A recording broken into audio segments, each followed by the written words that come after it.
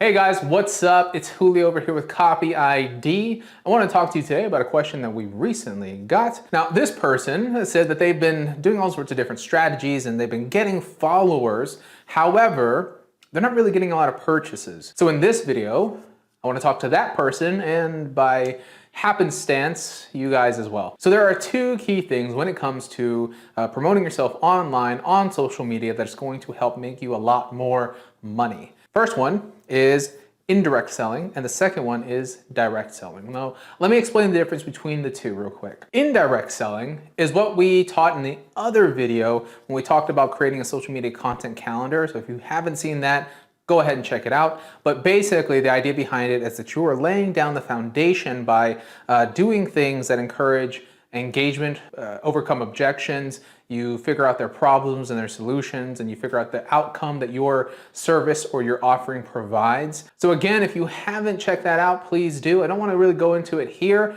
Right now, I want to focus on the two topics I was telling you about, indirect and direct selling. So indirect covers those things. It's basically just building a sort of anticipation for your product inadvertently, right? Because you're answering their questions, you're overcoming their objections, you're figuring out who your avatar is and what they do and what they like, and you're connecting in a very human to human way. So it's allowing you to become more of a well-known brand to them at least. Okay, so that's the reason why indirect selling is actually probably the most important thing. Without indirect selling, there is no direct selling. I mean, there technically is, but the conversion rate for that is so infinitesimally small. As you can imagine, it's the same thing as people coming up to your door, right, and being like, hello, hi, I'm Julio. Which, by the way, I did. Let me just say that real quick.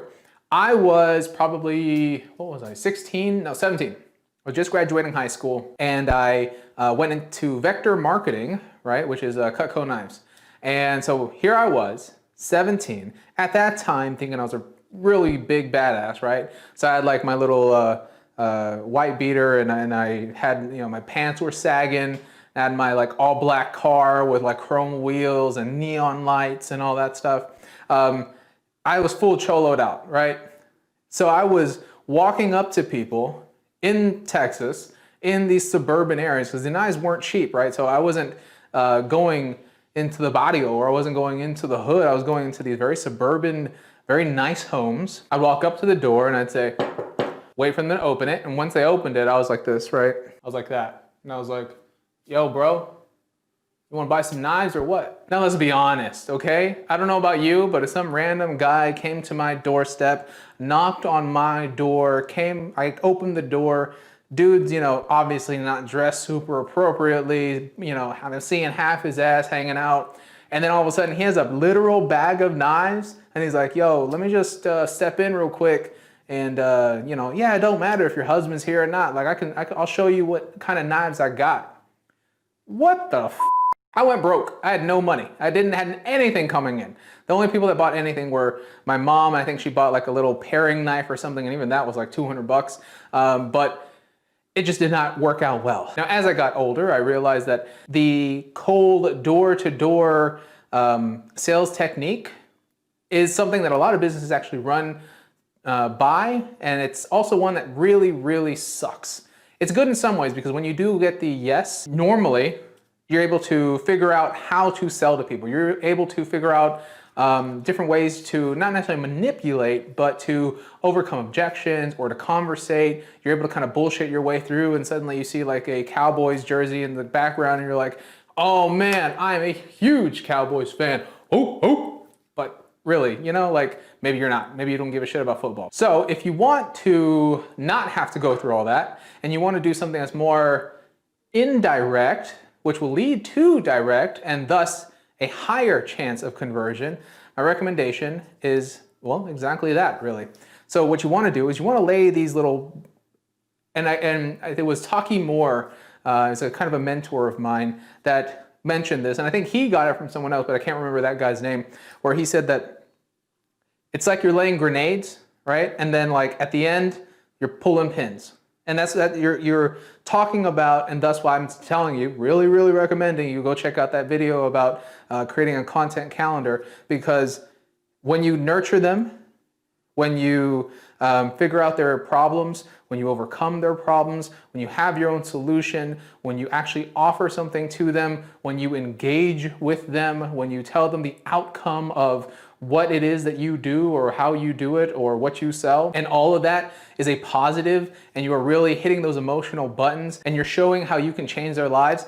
It is incredibly powerful, because by the end, they're literally looking at you being like, just sell it to me. So I think you kind of get a general idea what I mean by indirect. It's just laying down foundational things, giving little hints, giving little tips.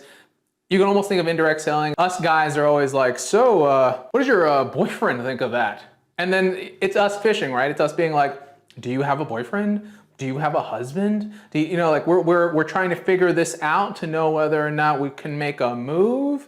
Or, if you're like, oh, my boyfriend loves it. And we're like, oh, cool. And then we, bounce. That's sort of the idea behind indirect selling. It's hinting. It's putting little pieces together so the customer, without knowing it, without you automatically saying like, and this is why you should only buy my product, and you're saying that to them every single day, you're doing things that allow them to say, man, I really like this person. Oh man, I can't believe this person knew that about me. Man, I feel like this person really connects with me. Man, I never knew that this person overcame this sort of thing that I'm trying to overcome, or built this thing that I'm trying to build. And then at the end, you're able to say, since I taught you how to do all this, or since I've told you all about me and my company and my belief systems and why I'm such an amazing person and how I really take care of everyone around me, here's my card if you want to talk. You see what I mean? Like it's like at the end, you're almost like, wow. It's like finding like this perfect soulmate. You're just like love at first sight, like holy crap, this person's awesome. I love them. So now we move on to the other part, which is direct selling. This is where the offer actually comes in. This is where you're going to close the deal, so to speak. This is where you really want to make sure you have a strong call to action, that you are directing people to the correct landing page, that your funnel makes complete sense as far as where they're starting at from a knowledge, a mental, emotional standpoint. You want to cycle them through, and then you want to get them to your email list, and that's when you can really add urgency to the direct selling, which certainly helps when you're able to put this, 1 week only for the next 24 hours, blah, blah, blah. You're able to push that ability to sell significantly more. And just remember that when I say direct selling and I say hard selling, I'm not saying to be a jerk or an asshole. Don't be like, if you don't buy this today, you are going to live the rest of your life in poverty. I know you've seen that around. I know you've gotten emails that were just like that.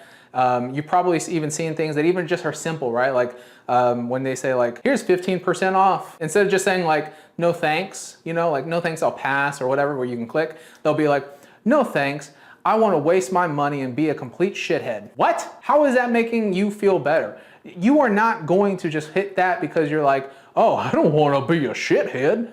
Like, of course not, right? If anything, it leaves a bad taste in your mouth. So don't be that guy, but go ahead and at least put yourself out there and say, hey, here's what I do. Here's my offering. I can entice you with a little something, whether it's free shipping, a free sizing kit, whatever the hell it is. I'm going to do my best to take care of you. And this is the kind of feedback I've gotten from other customers. Here's all the positive testimonials. Here's what happened when there was an issue. I took care of it right away. I gave them a refund. I did this, I did that. You're able to help convince the customer, because if they had a really bad experience once, price might not be the issue. The free shipping might not be the issue. It may be nice. Maybe it's expected even, right? But the customer service aspect is what is the issue. And remember, the customer is trying desperately to convince themselves to get your product. Don't stand in their way. Answer their question because they have had issues in some capacity in the past. Answer it in a way that's going to allow them to understand that it's going to solve their particular problem. Don't start bullshitting. Don't go off on tangents. If they said this certain thing they don't think is going to fit, talk about the fit. Talk about customizing it. Talk about return policies in case it doesn't, and how you'll even eat the shipping cost. Like whatever it is about that particular issue, dig a little deeper, figure it out, overcome it, make sure it's simple for them to buy, and I guarantee you You're gonna make a lot of money this year. Well, that is it with Julio with Copy ID. If there's anything we can do, all you gotta do is shoot us a message at team@copyidentity.com. And if you wanted to check out our coaching programs for pretty much all your copywriting needs, agency growth, or figuring out your content strategy for the entire year, we got your back. Just go to www.copyidentity.com/coaching. I'll see you later. This was Julio once again. Bye-bye.